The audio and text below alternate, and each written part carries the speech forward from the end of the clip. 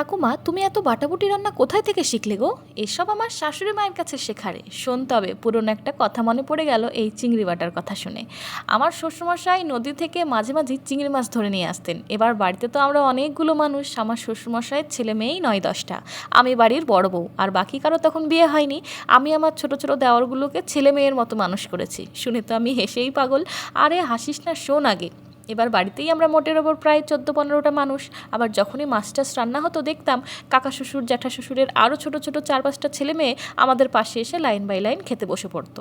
মাছ ডিম তো খুব কম রান্না হতো, আবার যেদিন রান্না হতো ভেঙে চুরে এক কোনাও পাতে পড়তো কি ঠিক নেই। তো সেদিন শ্বশুরমশাই চিংড়িগুলো এনেছেন, আমি চিংড়িগুলো ধুয়ে চিংড়ির কী তরকারি করব সেটাই শাশুড়ি মাকে জিজ্ঞাসা করতেই শাশুড়ি মা এক ধমক দিয়ে বলে উঠলেন, চিংড়ির আবার তরকারি কার পাতে দেবে? বলে উনি এক গোছা কচি কচি লাউ পাতা রান্নাঘরের চাল থেকে পেরে দিয়ে বললেন, নাও চিংড়ি দিয়ে পাতাগুলো বাটা করে ফেলো দেখিনি।